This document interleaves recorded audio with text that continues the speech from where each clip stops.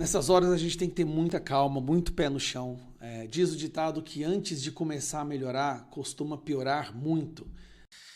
Se você acha que você já viu os piores escândalos desde que começou essa ditadura do STF, se prepara porque acaba de explodir uma bomba, o maior escândalo e, para variar, do Alexandre de Moraes.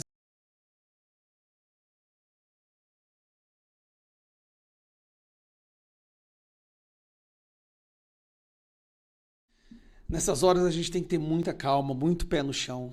Diz o ditado que antes de começar a melhorar, costuma piorar muito. Pois eu acho que esse piorar muito chegou no limite do limite agora.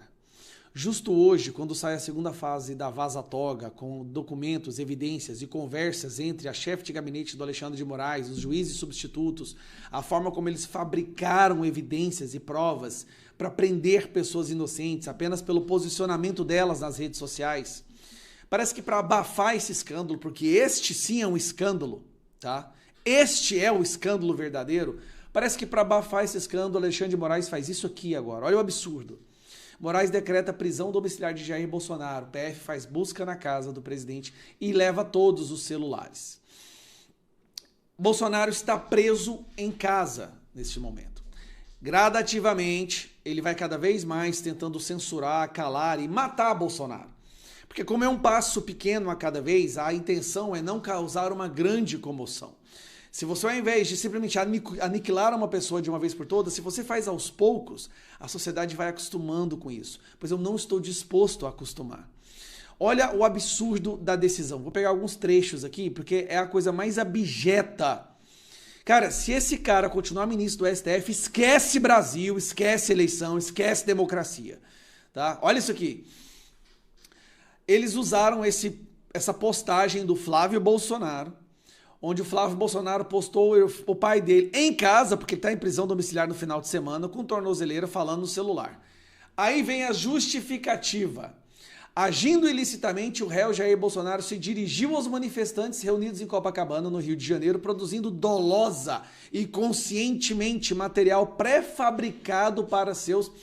Olha da onde que saiu isso aqui, que a fala do Bolsonaro em Copacabana foi um material pré-fabricado. Ele fica imitando isso toda hora. Material pré-fabricado. A fala do presidente num evento de apoio a ele, onde ele simplesmente fala: boa tarde, Copacabana, não desista. Ele falou uma frase ou outra, foi um material pré-fabricado para seus partidários continuarem a tentar coagir o Supremo Tribunal Federal e obstruir a justiça, tanto que o telefonema com seu filho foi publicado na plataforma Instagram. Olha que loucura, gente. A participação de Jair Bolsonaro e sua mensagem por telefone foi divulgada pela imprensa nas redes sociais. Aí tá aqui a imprensa divulgando.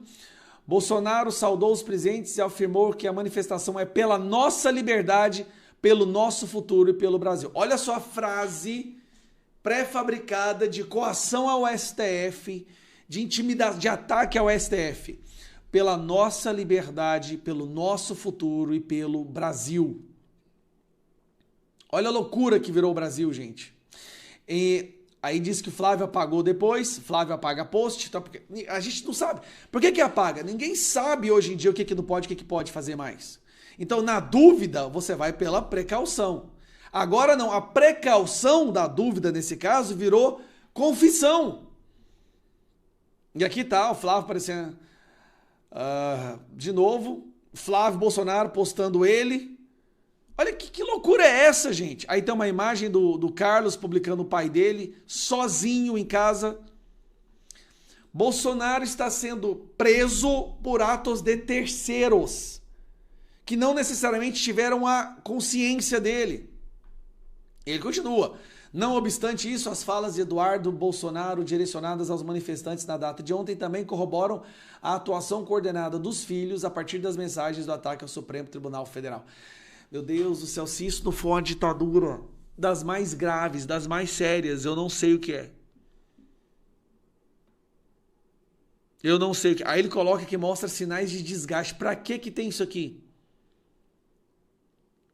Ó, a tônica dos discursos do judiciário, especialmente ao ministro Alexandre de Moraes, relator das ações e tal. Então vamos lá. Para concluir, Bolsonaro agora está preso em casa, tá? Ele não pode sair. Ah, olha isso aqui. Conforme tenho afirmado reiteradamente, a justiça é cega, mas não é tola. A justiça não permitirá que um réu a faça de tola, achando que ficará impune por ter poder político e econômico. A justiça é igual para todos os réus que descumprem deliberadamente. Menos se você for assassino, traficante corrupto, ou fizer rachadinha e confessar que faz rachadinha, aí você não tem problema nenhum. Cara do céu. Então vamos lá. Proibição de visitas, salvo dos seus advogados regularmente constituídos e com procuração nos autos, além de outras pessoas previamente autorizadas por esse Supremo Tribunal Federal. Os visitantes autorizados pela Suprema Corte nessa decisão ou a partir de requerimento formulado nos autos ficam expressamente proibidos de utilizar celular, tirar fotos ou gravar imagens. Presta atenção, você não pode usar celular na casa do Bolsonaro. Você está entendendo isso? Na casa do Bolsonaro não pode ter celular. Proibição do uso de celular diretamente ou por intermédio. Ele não pode pôr a mão num celular. Não é só rede social. O Bolsonaro não pode pegar em um celular. Mas a democracia está bem. Tá tudo bem na democracia. Tá tudo perfeito, gente. Relator Alexandre de Moraes. No mesmo dia que fica provado através das provas apresentadas por Eduardo Tagliaferro, que o Alexandre de Moraes criou uma justiça paralela para perseguir pessoas pelo seu posicionamento na rede social e prendê-las no 9 de janeiro. Agora vamos lá, o que o Moraes quer? Por que o Moraes está fazendo isso? O Moraes está criando uma situação onde ele coloca os seus colegas da primeira turma numa situação onde eles sejam obrigados a votar. Isso vai para o plenário da primeira turma, tá? A primeira turma vai ter que votar essa cautelar. E todos que votarem favoráveis, o Moraes ele sabe que essas pessoas vão ser sancionadas pela Magnitsky. E ao serem sancionadas, ele não vai ficar mais sozinho. O Moraes não quer ficar sozinho. Ele quer arrastar outras pessoas do STF para serem sancionadas também pela Magnitsky. Você está entendendo? Ele está sozinho, ele está isolado. Então, para não ficar isolado, ele cria uma situação onde ele coloca os seus colegas a votar também. Colegas ministros do Moraes, todos que votarem junto com isso, o que o Moraes quer? Ele criou uma armadilha para que os senhores sejam arrastados para Magnitsky. Se você acha que você já viu os piores escândalos desde que começou essa ditadura do STF, se prepara, porque acaba de explodir uma bomba, o maior escândalo, e para variar, do Alexandre de Moraes e de como ele perseguiu e prendeu pessoas ilegalmente de uma organização criminosa que ele criou no período pós-8 de janeiro para prender pessoas. Isso aqui é uma bomba que, se não sair no Jornal Nacional, então a Globo tem que fechar. Porque isso aqui não é brincadeira. Como vocês sabem, Eduardo Tagliaferro, assessor do Alexandre de Moraes, forneceu todas as provas e evidências que ele coletou enquanto ele estava à frente daquele gabinete da censura, sob comando do Alexandre de Moraes. E ele entregou para um jornalista produzir um relatório e explicar o que aconteceu. Michael Shellenberger, um jornalista americano super renomado, fez um relatório de 38 páginas, que é uma bomba, gente. Isso aqui é chocante. Eu não li ele todo, tá? Mas antes de terminar a ler, eu já falei, cara, o povo precisa. Eu vou deixar o link para você baixar esse relatório aqui embaixo nesse vídeo.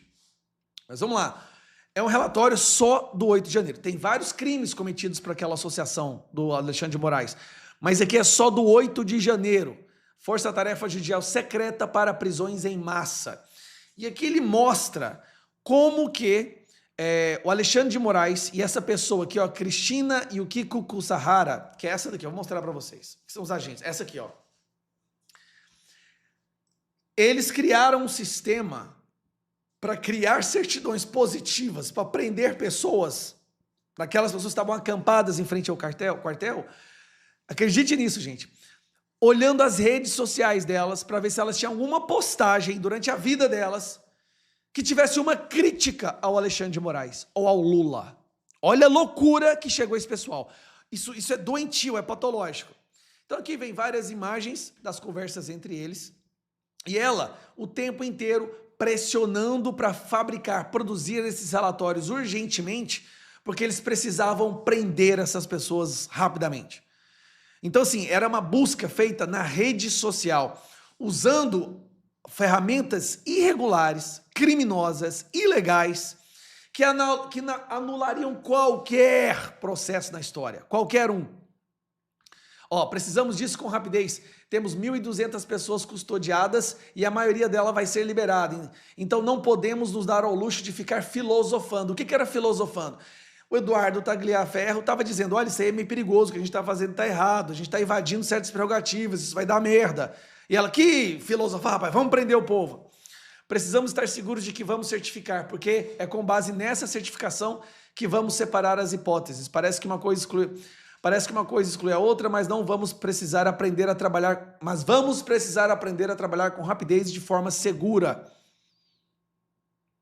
Não temos como chegar no final do dia e ter apenas 30 ou 40 identificados. Levaríamos 30 dias para soltar todos. Olha que loucura dessa mulher. Fabrica logo as provas aí para a gente prender esse povo. Mandando o povo trabalhar no final de semana, ela não tem autoridade para fazer isso. Olha que loucura isso aqui, ó. Mas o ministro não quer soltar sem antes a gente ver nas redes se tem alguma coisa. O ministro Alexandre de Moraes. Aqui, eles sabiam que o que elas estavam fazendo era criminoso, então ela saiu mudando tudo, tá vendo? Ó? No dia 27/8/2024, audiências de custódia, tá vendo? Aqui ela mudou tudo que tinha. E aí vai, galera. Olha aqui, olha os pré-requisitos para prender as pessoas, tá? Compartilhar publicações nas redes sociais sobre protestos, críticas ao Supremo Tribunal Federal ou ao presidente Lula, participação de um grupo do Telegram ou WhatsApp, retuitar conteúdo relacionado às eleições rotulando como desinformação, menções em reportagens, denúncias anônimas postadas online. Olha só, eles prendiam pessoas se houvesse alguma denúncia anônima contra essa pessoa ou se ela fosse mencionada nas reportagens. Ou se ela tivesse criticado o Supremo Tribunal Federal. E eles olhavam em tudo, TikTok, tudo. Cara, isso não é devido processo legal nem na porra da Coreia do Norte. Isso por si só era suficiente para justificar a prisão, independentemente de antecedentes criminais, comportamento violento ou mesmo presença dentro dos prédios governamentais. Se nenhum conteúdo desse tipo fosse encontrado, o detido poderia ser rotulado como negativo e era solto. Mas eles estavam dando positivo para todo mundo. Eles erraram, inclusive, nessa pessoa aqui, ó. Vildete da Silva... Opa. Essa aqui, ó. Vildete... Deixa eu voltar aqui. Vildete da Silva Guardia, que é essa daqui, ó. Uma senhora de 74 anos. 74 anos, gente. Essa porra não quer saber o que é esse trem aqui. Vai pra lá. E aqui vários exemplos. Cara, o relatório é extenso, você tem que ler. Tá? Fazer esse relatório foi extremamente... Isso aqui é um crime. Aí o que eu fiz? Só pra você entender a gravidade disso aqui, gente. Olha isso aqui. Isso aqui é só sobre o 8 de janeiro. Tem vários outros sistemas de censura. Perfis do X que eram determinados que deveriam ser derrubados. Eu mandei isso aqui, esse relatório, no ChatGPT. Tá aqui em cima o relatório, como vocês podem ver aqui, ó. Aqui, ó. E eu perguntei, analisar e listar todas as irregularidades, crimes, desvios de cargo, abuso de autoridade, desrespeito ao devido processo legal cometidos pelas pessoas listadas nesse documento e se elas estavam trabalhando sob o comando do ministro Alexandre de Moraes. Olha a resposta do ChatGPT. Com base na análise completa do relatório Arquivos do 8 de janeiro, seguem abaixo as principais irregularidades, crimes, abuso de autoridade, violação do devido processo legal e desvio de função cometido por pessoas listadas no documento. Tá, vamos lá. Comando direto de Alexandre de Moraes. Ministro do STF, presidente do TSE à época, centralizou decisões de prisão, ordenou investigações por e-mail pessoal fora dos canais oficiais, desconsiderou o parecer da PGR pela soltura de réus, violou o princípio do juízo natural e de separação de poderes, utilizou o TSE, que não tem função investigativa, como braço policial judicial, classificou os réus como terroristas sem base jurídica, montou um grupo paralelo no WhatsApp para coordenar prisões e certidões ilegais, ignorou os direitos humanos de idosos doentes e sem teto. Aí, sabe quem foi a principal braço direito do Alexandre de Moraes? Nós temos essa nova figura para prestar atenção, tá? Cristina Yukiko Kusahara, chefe do gabinete de Moraes. O que ela fez? Ela criou e coordenou grupos do WhatsApp fora da força-tarefa, impôs ritmo de trabalho legal sobre o TSE sem autoridade, deu ordens diretas a juízes de custódia e ao TSE mesmo sem cargo, ali mandou emitir certidões com base em postagens ideológicas, ignorou recomendações de soltura da PGR, censurou erros internos e pressionou por volume em vez de precisão, violação do devido processo, abuso de autoridade e desvio funcional. Eduardo Tagliaferro, que é o que está denunciando, fez esses crimes aqui, ó, criou certidões positivas, negativas com base em postagens e opiniões, recebeu ordem secretas via WhatsApp para fabricar relatórios, foi usado como braço informal da repressão e censura, uso indevido de dados pessoais sensíveis, gest bio, abuso de autoridade e vigilância ilegal. Marco Antônio Martins Vargas deu aparência legal a relatórios de origem ilícita, defendeu mandar jagunços pegar a ala dos Santos e prevaricação, incitação à violação de direitos e abuso de autoridade. Ayrton Vieira, também juiz, conduziu audiências de custódia como simulação legal, incentivou a falsificação de provas, use sua criatividade, demonstrou escárnio das garantias legais, mensagens com emojis, falsidade ideológica, abuso de autoridade e violação do devido processo legal. Regularidades institucionais graves, violação do sistema acusatório, certidões positivas ilegais, baseadas em opiniões políticas, roupas. Se a pessoa estava usando verde e amarelo, ela tinha que ser preso. Se ela publicou meme ou se ela curtiu alguma coisa, ela tinha que ser preso. Gente do céu. Não foram entregues à defesa nem submetidas à análise do Ministério Público. Condenações baseadas em conteúdo de redes sociais. Não tem atos concretos.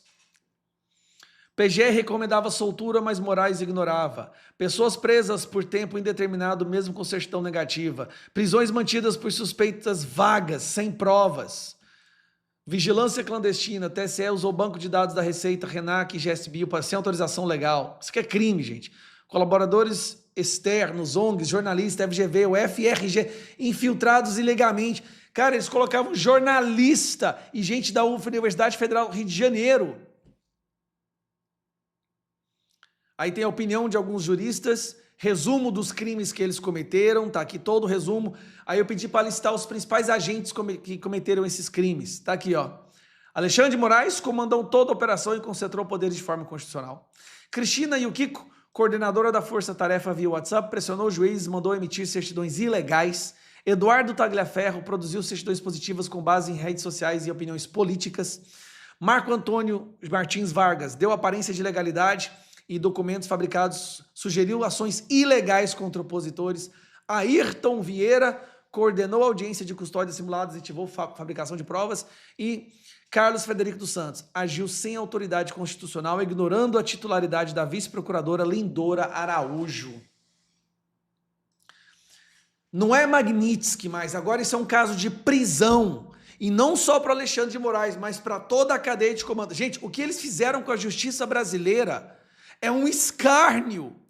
É a coisa mais abjeta, mais escandalosa que já se teve de notícia da justiça do nosso país. Isso não pode ficar assim. Hugo Mota, Alcolumbre, faltava provas. Está aqui. Estão aqui as provas. Está aqui o relatório. E leia esse relatório e choque. Eu quero ver se a Rede Globo, CNN, Metrópolis vai publicar isso aqui. Aí isso eu quero ver. Que Deus nos acuda, pessoal.